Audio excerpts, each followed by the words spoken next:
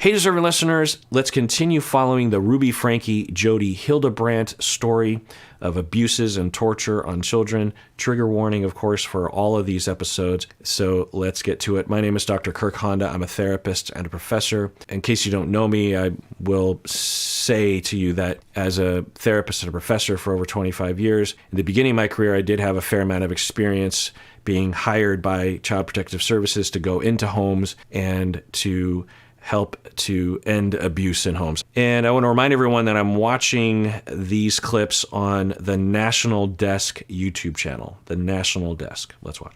I want to go down to Brian Schnee joining us live after speaking exclusively with the niece of Jodi Hildebrandt. And Brian, what did she say about watching all of this unfold? Okay, so this is the YouTube channel, the National Desk, and they are about to throw to a journalist who interviewed the niece of Jodi Hildebrandt.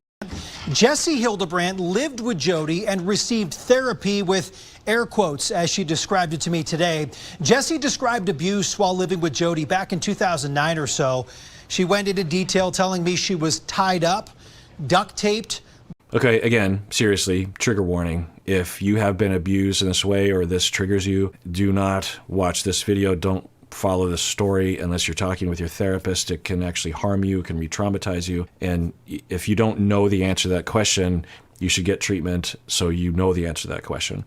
But moving forward, we have, her name is Jessie, the niece of Jodi. And interesting that she's saying that the abuses were happening back in 2009 when Jessie, the niece, was under the care of Jodi or something. While living with Jodi back in 2009 or so, she went into detail telling me she was tied up, duct taped, blindfolded, experienced severe isolation, severe emotional.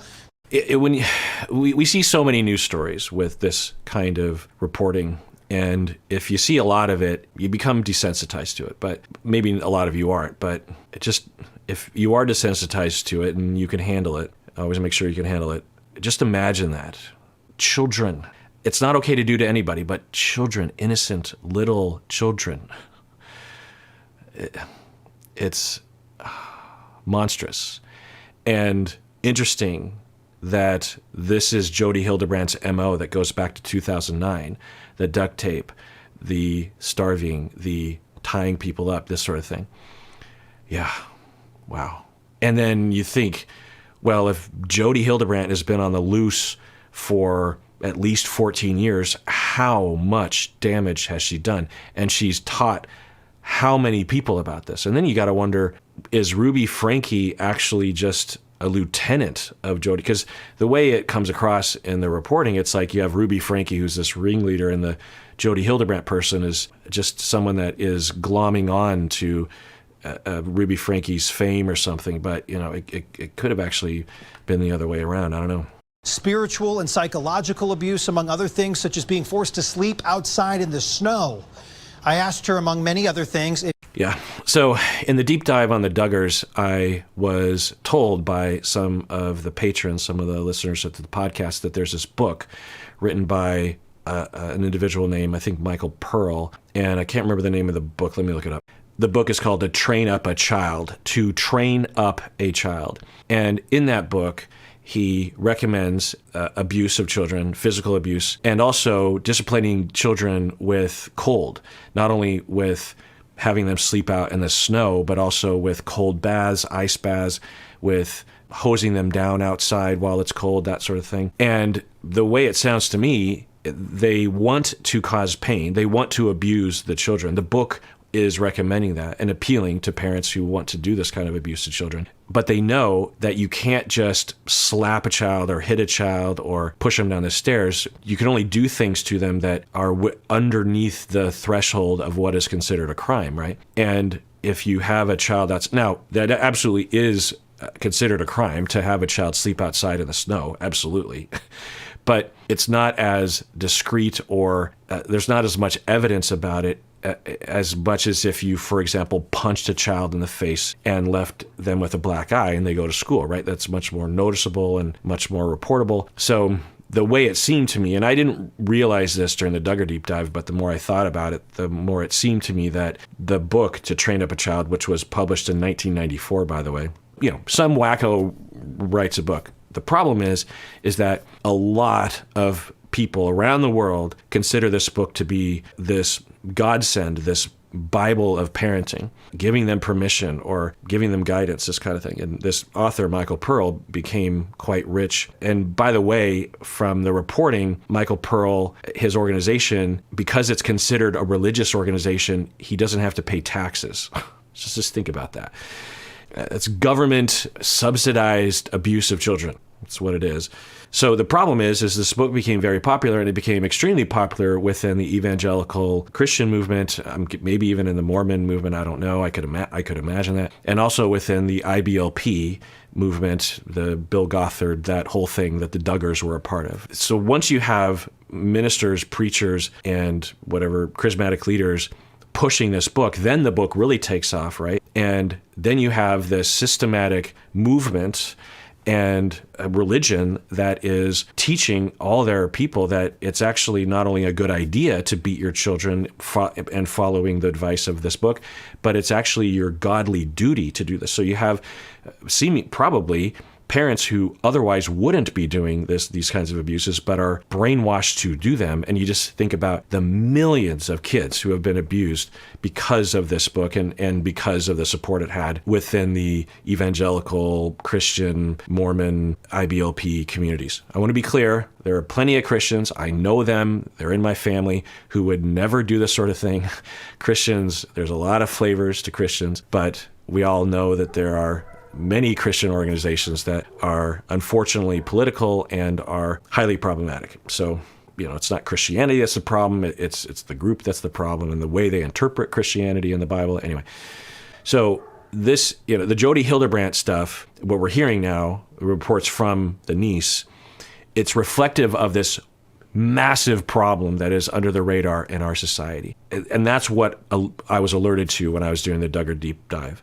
I had no idea that there was basically this systematic movement for decades now that is preaching and systematizing and solidifying the abuse of children. I didn't know that, and now I do. And many of you have even told me you're a victim of that.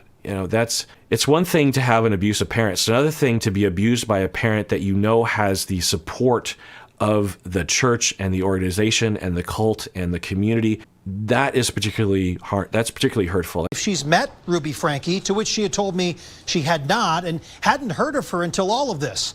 She told me that she's seen some of her videos on YouTube now, found them to be quite triggering, but telling from her own experiences. It's been a really interesting experience watching everyone focus on Ruby, and I understand why, but this is Jodi. These are Jodi's words. These are Jodi's ideas. These are over decades old. So interesting.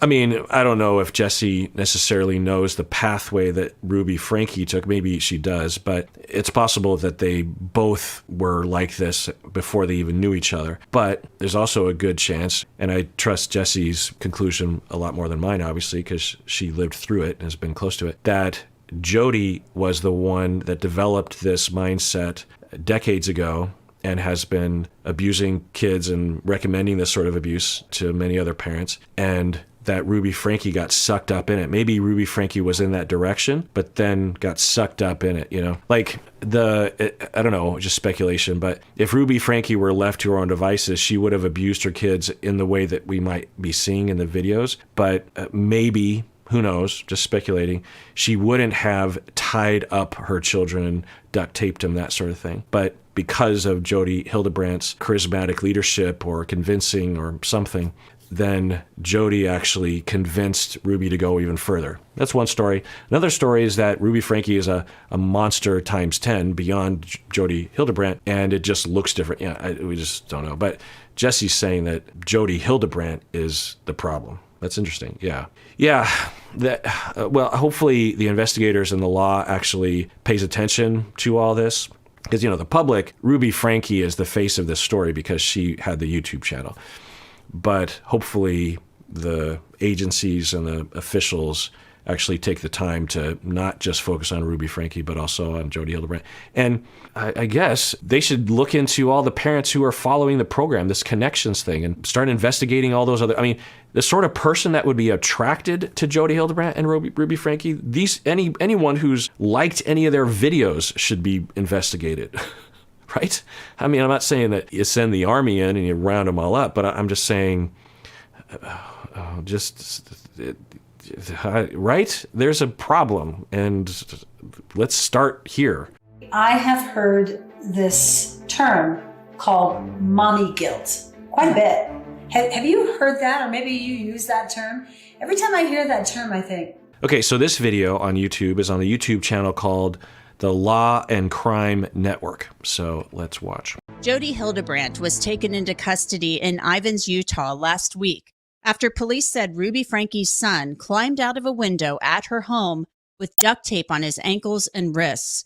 Ugh, just think about that innocent little boy being treated like, you hear about these stories, you see the pictures of the kids, the 6 kids, and then you actually see the child. I didn't know which one it was, and to know which one it was is, it just breaks your heart, I treat people, it breaks my heart to hear about cases that are 5% this. When I hear about children who are overly chastised by their parents, or their parents are on their phone all the time, like that absolutely breaks my heart. This shatters my heart. Thursday, the Daily Mail is reporting that during a hearing over custody of Ruby Franke's minor children, she claimed that one of them molested their siblings and other neighborhood children over several years. So who's the she in that? Is that Ruby Franke? During a hearing that was determining where the kids were going to go, that Ruby Franke said that one of the kids in her family was let's hear that again. And get this, on Thursday, the Daily Mail is reporting that during a hearing over custody of Ruby Franke's minor children, she claimed that one of them molested their siblings and other neighborhood children over several years. The reporter said that Franke sobbed during the interview.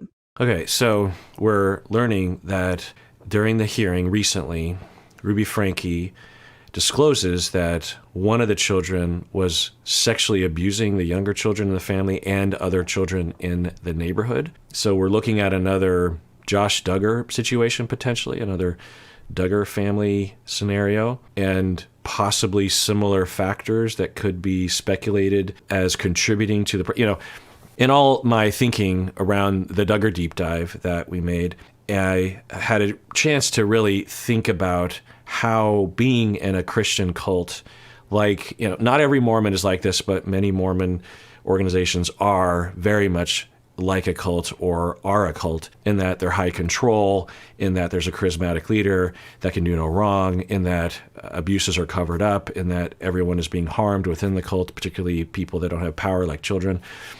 So I'm not saying all Mormons like this, but many are.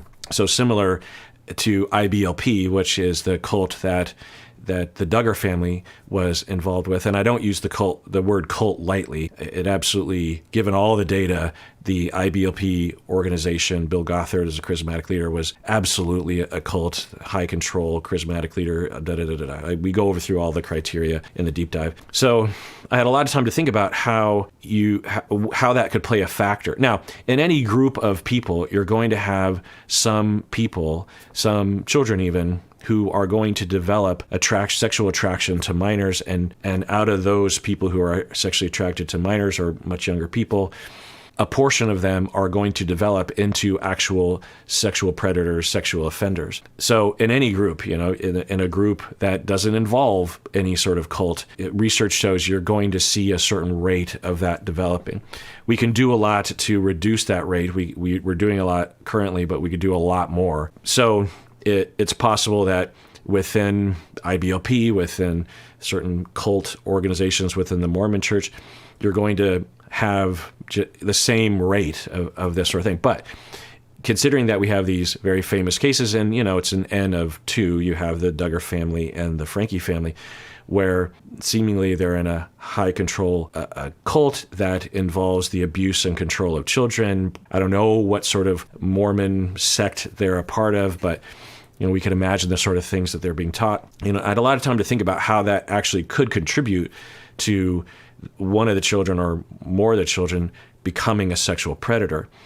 There's no way to prove this, of course, because we couldn't ethically experiment on children in this way. But it does stand to reason, to me anyway, that it's possible that when you have a Christian cult, a religious cult that is extremely shaming about sex in a variety of ways. And doing the deep dive on the Duggars really informed me just how all-encompassing the mind control of these cults are, especially regarding sexuality. And because of their belief system or their focus or their Machiavellianism, who knows, they actually do not want people having sex out of procreation or at least marriage, right? And so what you have to do is you have to be constantly trying to suppress the urges and the needs of non-married individuals, particularly younger people, right? You have teenagers starting around puberty or maybe before who have affection needs or romantic needs, holding hands, hugging, kissing, making out, this sort of thing, and then advancing to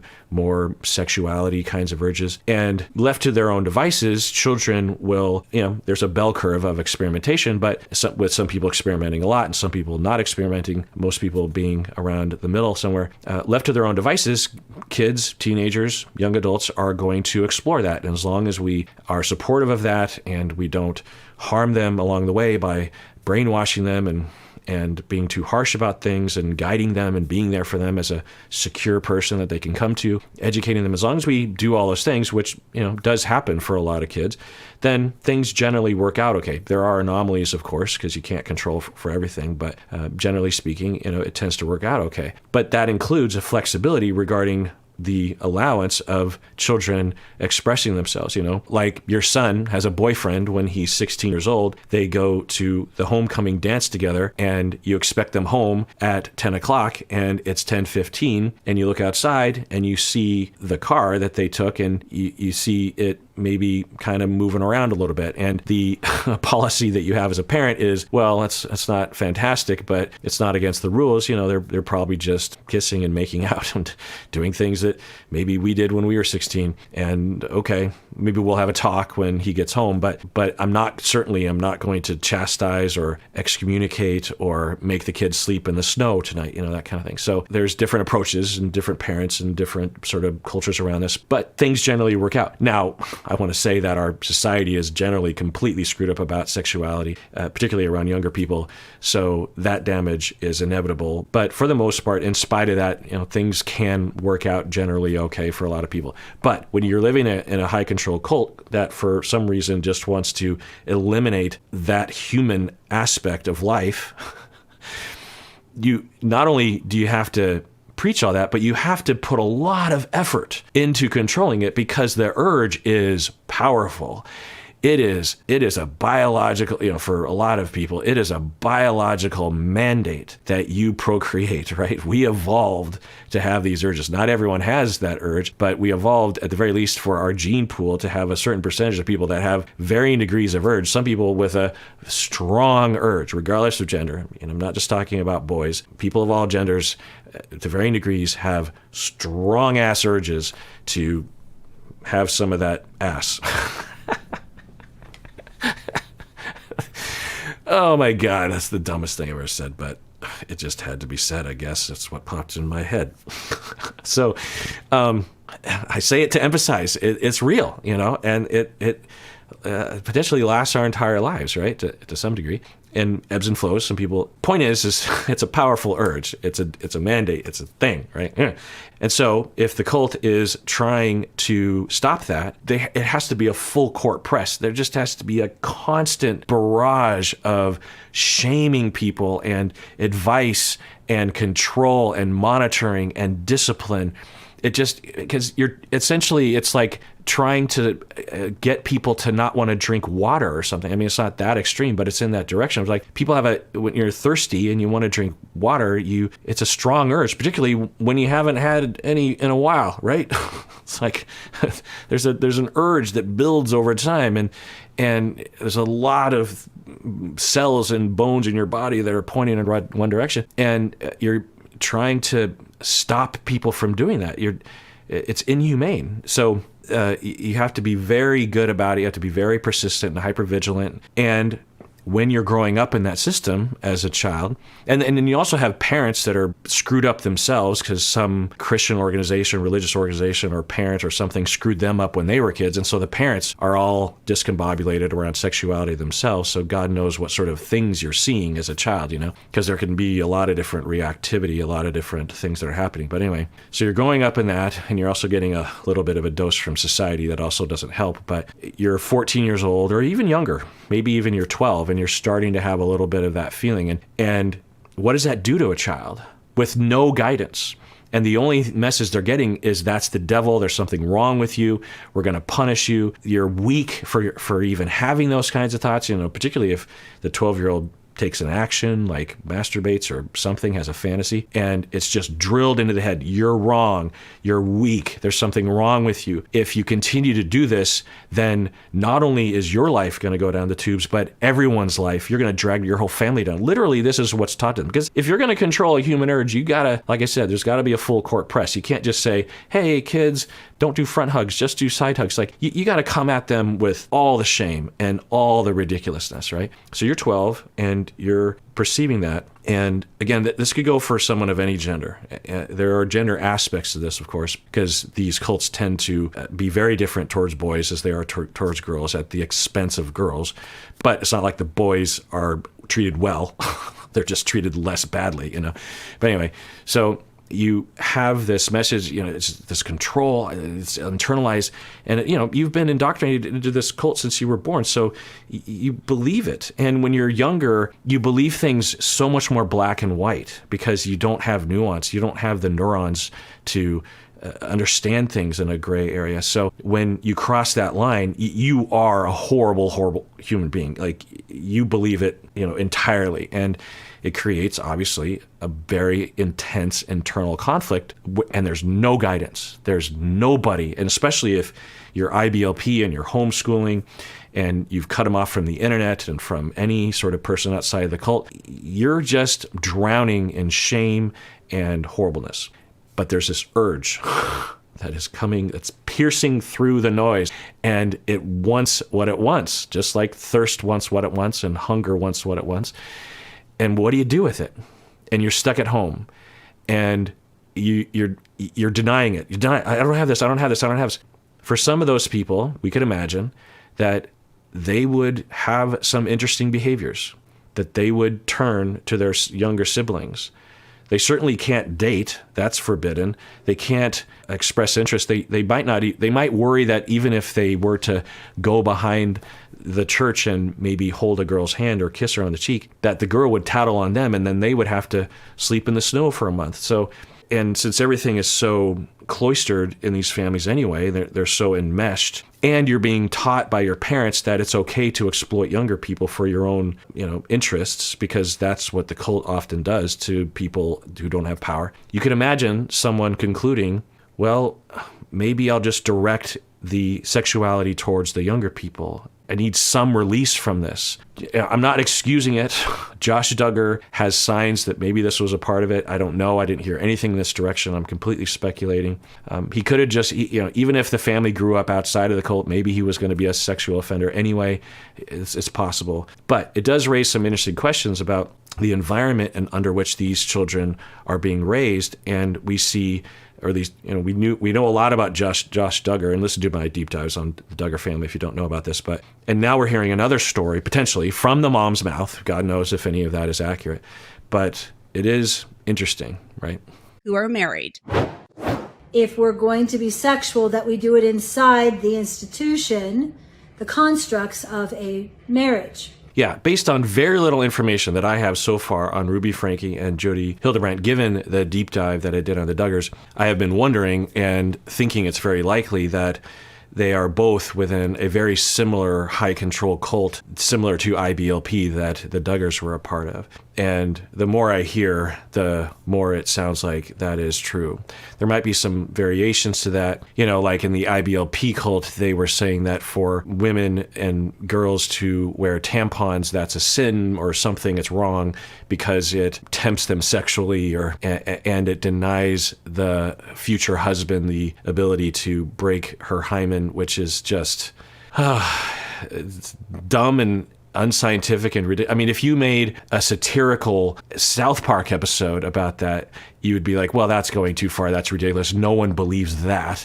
But millions of people did, and they talked about it openly.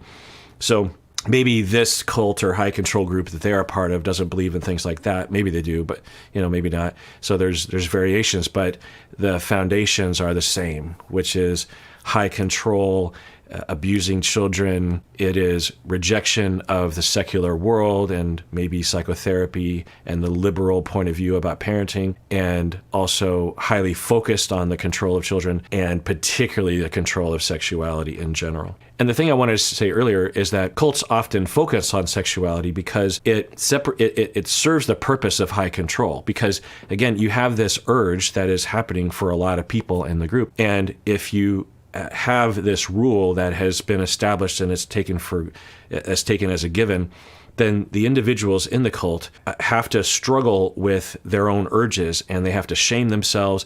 It also excuses punishments to the group because you want to control everybody. It also separates the members because you don't want cult members to confer and to band together, because if they do, they get power, and you don't want anyone to have power. You want full control over all the lackeys and the members. And so you have to separate them not only from each other, and sex brings people together, presumably, but you also have to separate them from themselves because they're having these normal human urges, and you're separating them from their humanness, from who they are, and you've injected all this brainwashing into their heads, so they're rejecting even their own bodies and their own selves and their own humanity. So they're separate from themselves, they're separate from the other members, and they're separate from society, because when they start talking about this sort of stuff, the society's like, you're a wacko, or the members will look at society and say, you are a wackos, and so you're separate from society, maybe from other family members, you're separate from the fellow members, and you're separate from yourselves. And when you establish that, you can control the masses. All right, well, let's adjourn there. And everyone, please take care of yourself. Tune in next time when I continue watching these clips. And everyone, please take care of yourself because you deserve it. You really, really do.